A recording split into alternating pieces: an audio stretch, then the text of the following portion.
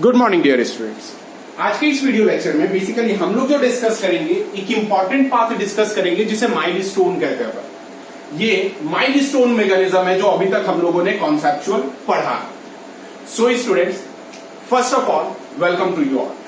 और कहा जा रहा है कि जो नीट जिस टाइप में पोस्टपोन हुआ है ये स्पेशली क्रैश कोर्स वाले बच्चों के लिए, आप बहुत अच्छे तरीके से क्वेश्चंस को प्रिपेयर करें, क्वेश्चंस बनाएं और उन सारे स्टूडेंट खास करके क्रैश कोर्स जो कि एनटीए वाले लोग एग्जाम सीट को अपियर कर रहे हैं, डियर स्टूडेंट, उसमें क्या करो कि मैं जब एग्जामिन किया तो मुझे ऐसा पता चला कि उसमें काफी ज्यादा पेपर जो है वो समझ लो एसबी और एसएक्स जो एनटीएससी में पूछे जाने वाले क्वेश्चंस थे उसके।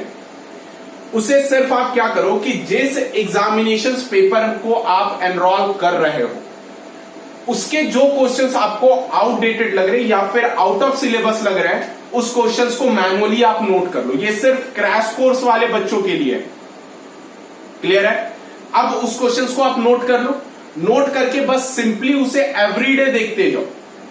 अभी जिस टाइप में टाइम ड्यूरेशन अपनी बढ़ गई है, इस ड्यूरेशन में हम वो जो क्वेश्चंस देखते जाएंगे ना, एटलीस्ट देखने से भी हमें याद हो जाएगा। रटने की जरूरत नहीं है, बस एवरीडे मॉर्निंग उस क्वेश्चन को पढ़ना और उसके आंसर को बस देख लेना, बस इतना ही करना। इससे इन केस कि अगर कोई भी इस टाइप का क्वेश्चन एग्जामिनेशंस में आता है तो हम उसे अच्छे तरीके से आंसर दे पाएंगे। सो आप इस फॉलो को एनटीए टेस्ट पेपर को गो ऑन करो। सो नाउ अब अपन स्टार्ट करते हैं मैकेनिज्म के रिगार्डिंग। जैसे मैकेनिज्म अभी तक हम लोगों ने दो फेज में पढ़ा। पहला था लाइट रिएक्शंस, दूसरा था डार्क रिएक्शंस। बेसिकली इसे कहते हैं लाइट फेज और दूसरे को क्या कहते हैं, डार्क फेज कहते हैं।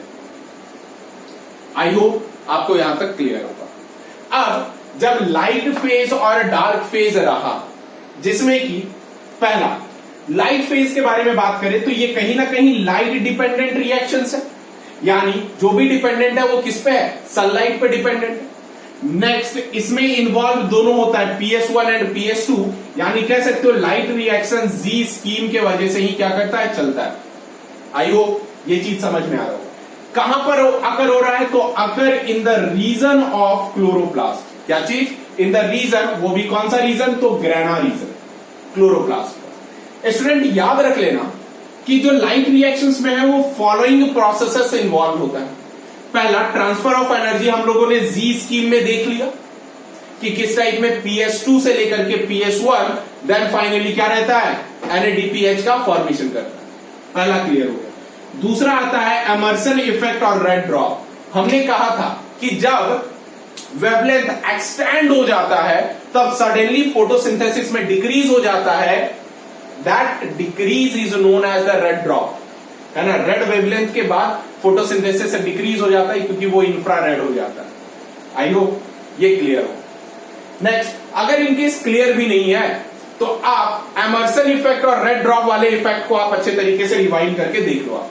नेक्स्ट, टू पिगमेंट सिस्टम, जिसमें पहला PS1 जिसका रिएक्शन सेंटर P700 था, दूसरा PS2 जिसका रिएक्शन सेंटर P680 था। नेक्स्ट स्टूडेंट, अब बात करते हैं इलेक्ट्रॉन ट्रांसपोर्ट सिस्टम, जो ऑलरेडी हम लोगों ने डिस्कस कर लिया। इलेक्ट्रॉन ट्रांसपोर्ट सिस्टम में फोटोलिसिस ऑफ वाटर, जिसमें कि हम लोगों ने देखा था कि आखिर वाटर जब टूटता है तब जाकर के प्रोटॉन डोनेट होता है और तब जाकर के O2 निकलता है। क्लियर है? यानी इस जगह पे इलेक्ट्रॉन का इवोल्यूशन प्लस O2 का इवोल्यूशन होता है और प्रोटॉन रिलीज होता है। अब इसी के वजह से फोटो फॉस्फोराइलेशन होता है, यानी ATP का फॉर्मेशन था। ये हम लोगों ने इजी फॉर्म में देखा। जब ATP का फॉर्मेशन था तो दो इवेंट थे। पहला साइक्लिक, यानी इलेक्ट्रॉन जिस सिस्टम से निकलता था उसी सिस्टम पर आकर के क्या होता था, इन कर जाता था, that is cyclic photophosphorylation. I hope यहां तक कोई प्रॉब्लम नहीं होगी। नेक्स्ट, फोटो रेस्पिरेशन का सेकेंड पार्ट जिसे नॉन साइक्लिक फोटोफॉस्फोराइलेशन कहते हैं, जिसे अपन जी स्कीम कहते हैं, जिसमें PS2 इन्वॉल्व होता है। ETS के पास 1 ATP फर्स्ट फॉर्म करता है, PS2 के बाद फेरोडॉक्सिन और फेरोडॉक्सिन के बाद NADPH का फॉर्मेशन करता है, जो बेसिकली अगेन ATP का प्रोडक्शन करता है। सो स्टूडेंट यहां पे भी क्लियर हो गया। सो अगर देखा जाए फोटोसिंथेसिस में हम लोगों ने क्या क्या क्लियर कर लिया, transfer of electron, Emerson, two pigment system, ETS. Next आता है अब इसके बाद जिसे कीमोऑस्मोटिक हाइपोथेसिस कहते हैं। यस, ये वही कीमोऑस्मोटिक हाइपोथेसिस है जो बिल्कुल आप सही समझ रहे हो, जिसमें एटीपी का फॉर्मेशन हो रहा था स्ट्रोमा और थैलाकोइड ल्यूमेन में, जो H प्लस प्रोटॉन का डिफरेंस क्रिएट हो रहा था, उसके वजह से एटीपी फॉर्म कर रहा था। आई होप बहुत सारे स्टूडेंट को यह भी क्लियर होगा। सो अपन लाइट रिएक्शंस के most of the term clear कर चुके हैं। क्लियर है? तो कह सकते हैं कि फोटोसिंथेसिस ऑलमोस्ट कंप्लीट होने को है, और आज जो है near about today is the 7, tomorrow is the 8, और आई होप 8 को मैं C3 और C4 भी कंप्लीट कर दूं, और लास्टली 10 तक जाते जाते मैं सारे एनसीईआरटी पे ही आपके सारे पैरामीटर्स फैक्टर को डिस्कस कर दूं, और अल्टीमेटली चैप्टर को जय श्री राम आस्ता ला वेस्ता कर दूं। सो स्टूडेंट, अब बात करते हैं डार्क रिएक्शंस के बारे में। डार्क रिएक्शंस एक्चुअल में डार्क फेज कहलाता है। अब लाइट रिएक्शन से समझ में आया कि लाइट में डिपेंडेंट जो भी प्रोसेस है उससे हो रहा होगा, तो डार्क रिएक्शंस क्या है, अंधेरे में हो रहा होगा। लेकिन डार्क रिएक्शन जो होता है लाइट इंडिपेंडेंट होता है, जिसमें फोटोसिंथेसिस भले इन्वॉल्व नहीं होता है, लेकिन product of light reactions utilise होता है। क्या होता है? Product of light reaction utilise होता है। सो स्टूडेंट्स, आगे देखते हैं। अब ये कहां पर हो रहा है डार्क रिएक्शंस? तो अगर इन स्ट्रोमा ऑफ क्लोरोप्लास्ट, ये कहां पे था? ग्रेना पे था।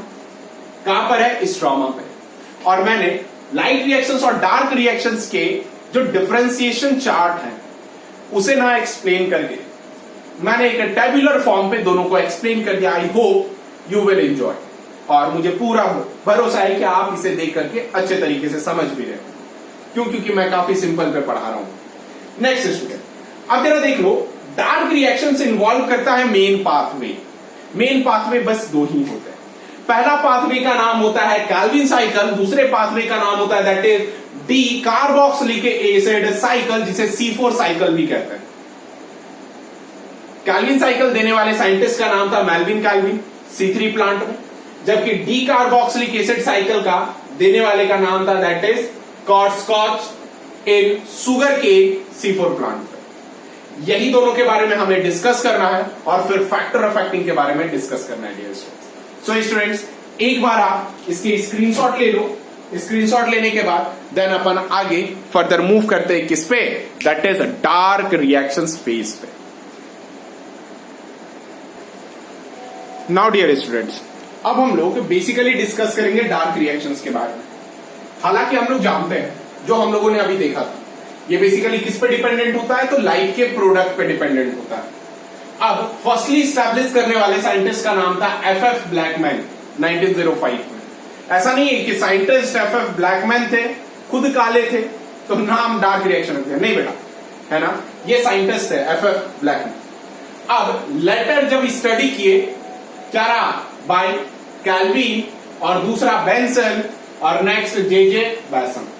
कैल्विन और बेंसन ने तो एक्चुअली ये दोनों कैलिफोर्निया के थे, US, जहां की आलमंड्स काफी फेमस है। यस, नेक्स्ट देखा जाए, डार्क रिएक्शन से एक बायोसिंथेटिक और डार्क फेज होता है। कहां पे हो रहा है? स्ट्रोमा और मैट्रिक्स ऑफ क्लोरोप्लास्ट। कारण कोई पूछेगा कि आखिर डार्क रिएक्शन स्ट्रोमा में ही क्यों होता है? आंसर क्या दोगे? मैं तो नहीं देने जा रहा, अपन नहीं दे रहे हैं, आप लोग कमेंट बॉक्स में ड्रॉप करोगे कि आखिर वाई स्ट्रोमा में ही डार्क रिएक्शंस क्यों होता है। क्लियर है? नेक्स्ट डियर स्टूडेंट्स, इसके होते तो 3 पाथ हैं, लेकिन 2 मेन पाथवे होते हैं। 3 में सबसे पहला आता है कैल्विन साइकिल। कैल्विन साइकिल जिसे अपन कौन सा साइकिल कहते हैं? C3 साइकिल कहते हैं। कारण इसका first stable product 3 number of carbon वाला होता है, इस वजह से इसका नाम क्या पड़ा? C3 cycle. नेक्स्ट उसके बाद आता है C4 D carboxylic acid cycle, जिसे C4 साइकिल भी कहते हैं, या फिर जिसे हैच एंड स्लैक पाथवे कहते हैं। कारण इसका जो फर्स्ट स्टेबल प्रोडक्ट होता है वो 4 नंबर ऑफ कार्बन वाला होता है। नेक्स्ट जो लास्ट और इंटरमीडिएट होता है इन दोनों के बीच का, C3 और C4 के बीच का, उसे अपन कैम मेटाबॉलिज्म कहते हैं। कैम का फुल फॉर्म होता है क्रासुलेशन एसिड मेटाबॉलिज्म। क्या होता है? क्रासुलेशन एसिड मेटाबॉलिज्म। फिर से रिपीट कर दे रहा हूं, क्या होता है? क्रासुलेशन एसिड मेटाबॉलिज्म को अपन कैम कहते हैं। सो डियर स्टूडेंट्स, अब यहां पर टाइम बचता है सबसे फर्स्ट कैल्विन साइकिल को इंट्रोड्यूस करने का। पहले जेन्युइन इंट्रोडक्शन टर्म, देन अपन डिस्क्रिप्टिव और साइक्लिक मैनर में डिस्कस कर लेते। डियर स्टूडेंट्स, देखा गया यहां पर तो कैल्विन साइकिल जो है, जिसे अपन C3 साइकिल कहते हैं, कारण इसका पहला जो प्रोडक्ट है वो 3 नंबर ऑफ कार्बन कंपाउंड वाला है, इस वजह से इसे क्या कहते हैं? C3 साइकिल कहते हैं। अब क्या है इसमें CO2 क्या होता है? Is fixed in a presence of ATP। किसके प्रेजेंस में फिक्स होता है? ATP के प्रेजेंस में और NADPH के प्रेजेंस में। और यही CO2 आगे चलकर के किसमें कन्वर्ट होता है? ग्लूकोज में कन्वर्ट होता है। आई होप ये क्लियर होगा।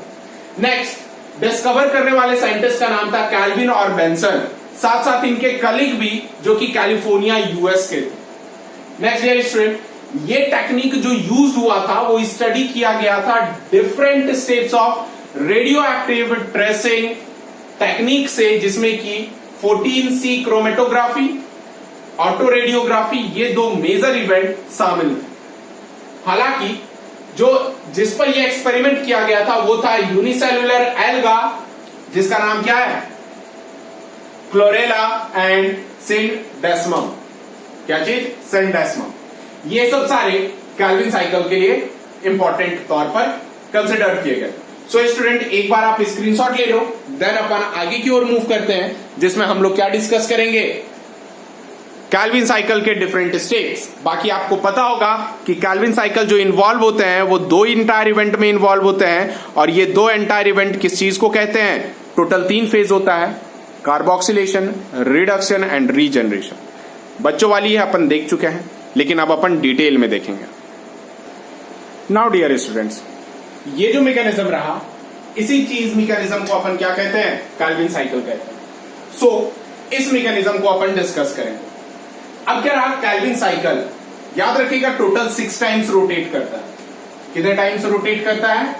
6 टाइम्स रोटेट करता है, ध्यान रखना। और यहां पर जितने भी मैंने मॉलिक्यूल्स लिखे हैं 6, 12, 12, 6, आपको 6 से डिवाइड करना, उतना कंपाउंड और उतना मॉलिक्यूल्स यहां पर क्या करेगा? फॉर्म करेगा। बस इतना ध्यान में रखिएगा। नेक्स्ट, अब इसमें जो सबसे पहला इवेंट होता है जिसे कार्बोक्सिलेशन कहते हैं। क्या कहते हैं? कार्बोक्सिलेशन। कार्बोक्सिलेशन इवेंट जो होता है जिसमें CO2 फिक्स होता है, जिसमें कि प्राइमरी CO2 एक्सेप्टर जिसका नाम है RUBP। क्या नाम है? RUBP,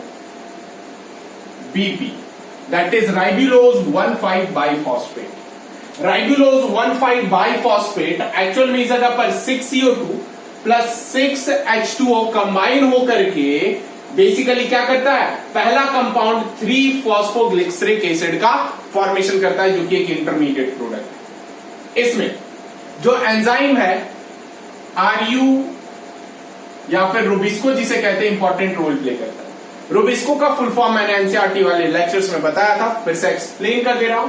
ribulose 1,5 biphosphate carboxylase and oxygenase. Carboxylase और ऑक्सीजिनेज क्या होता है? अगर CO2 का फिक्सेशन करना हुआ तो कार्बोक्सीजिनेज लगेगा, और O2 का फिक्सेशन करना हो तो ऑक्सीजिनेज लगेगा। क्लियर है डियर स्टूडेंट? फिर से एक बार, अगर CO2 का फिक्सेशन करना हो तो कार्बोक्सीजिनेज लगेगा, और O2 का फिक्सेशन करना हो तो ऑक्सीजिनेज लगेगा। डियर स्टूडेंट्स, एक और बात, अब आप मुझे यहां पर बताओगे कि नेचर का सबसे ज्यादा एबंडेंट एंजाइम कौन सा है? क्या चीज? नेचर का सबसे एबंडेंट एंजाइम कौन सा है? वो एंजाइम का नाम आपको बताना। नेक्स्ट डियर स्टूडेंट, अब इसके बाद जैसे ही 3 फॉस्फोग्लिसरिक एसिड लगा, यहां पे ATP यूटिलाइज हुआ और ADP का फॉर्मेशन किया, यानी इनऑर्गेनिक फॉस्फेट इसमें इस्तेमाल हो गया।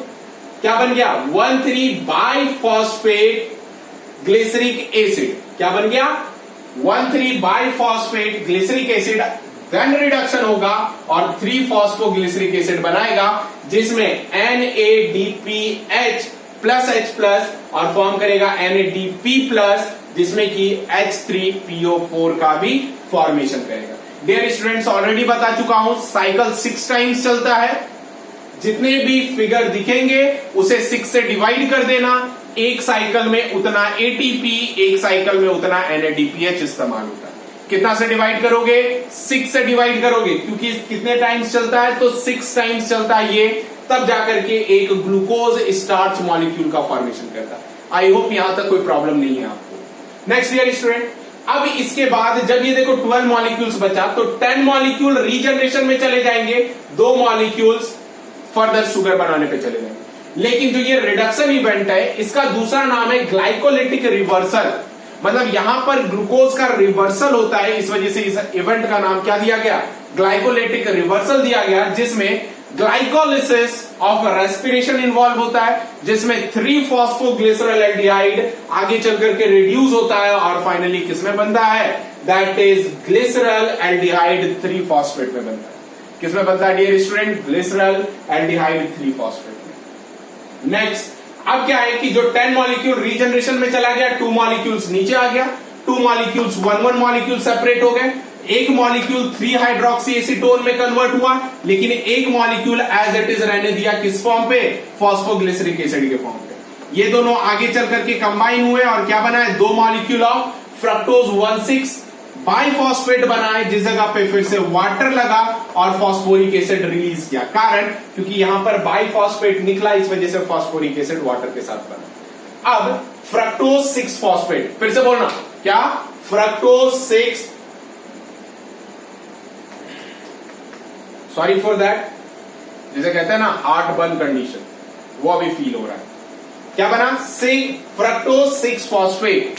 किससे बना? Fructose 1,6 biphosphate. इसका बाइफॉस्फेट वाटर के साथ कंबाइन करके फॉस्फोरिक एसिड बना लिया।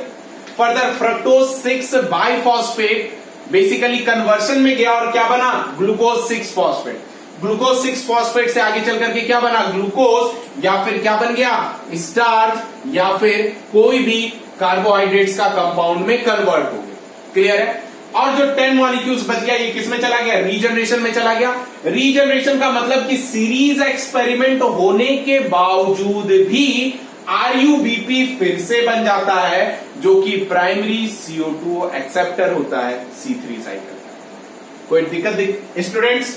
अब देखो यहां पर 6 मॉलिक्यूल आरयू राइबुलोज बाइफॉस्फेट बना, एटीपी यूटिलाइज हुआ एडीपी में, और अगेन आरई राइबुलोज 1,5 बाइफॉस्फेट बन करके प्रिपेयर हो गया।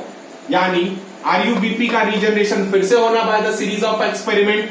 इसी इवेंट को क्या कहते हैं? रीजनरेशन कहते हैं। और ये जो रहा बहुत ही ज्यादा इंपॉर्टेंट है। क्यों? क्योंकि ये एक मेथड और कैलकुलेटिव है, जिसमें 6 आरयूबीपी मॉलिक्यूल्स लगा, 6 CO2 मॉलिक्यूल्स लगा, 18 ATP लगा और 12 NADPH लगा, जिसमें कि क्या बना? 6 RUBP बना, क्योंकि रीजनरेशन हुआ, ग्लूकोज बना, रिडक्शन हुआ, 18 ATP प्लस 18 IP और NADP प्लस का फॉर्मेशन किया, वो भी कितना? 12 मॉलिक्यूल। सो डियर स्टूडेंट्स, ये जो है ये काफी ज्यादा इंपॉर्टेंट है। आप इसे लिख लेना घर के किसी कोने पर और चिपका देना और कैल्विन साइकिल को समझ लेना। कैल्विन साइकिल आई होप आपको बिल्कुल डिफरेंट नहीं लगा होगा और आप बहुत आसान तरीके से समझ गए होंगे, और इवन एंटायर मॉलिक्यूल का कन्वर्सन भी आप अच्छे तरीके से देख चुके होंगे। सो स्टूडेंट्स, आई होप यहां तक आपको सारा टर्म्स अच्छे तरीके से क्रिस्टल क्लियर कॉन्सेप्ट में बना हुआ है। नेक्स्ट डियर स्टूडेंट्स, अब मिलते हैं अपने नेक्स्ट वीडियो में, जिसमें अपन डिस्कस करेंगे फोटो रेस्पिरेशंस और C4 cycle and C2 cycle dear student. So student, तब तक के लिए stay safe, stay healthy and thank you for watching. लेकिन हाँ, आंसर देना नहीं भूलना है। फास्टली कमेंट करें, कमेंट स्कूल एप्लीकेशंस में भी करें, लेकिन वहां पर मुझे ज्यादा दिखता नहीं है, सो आप मेरे पर्सनल चैनल पर आकर के कमेंट करें, मुझे वहां पर देखने में आसानी मिलेगा। So, thank you for watching.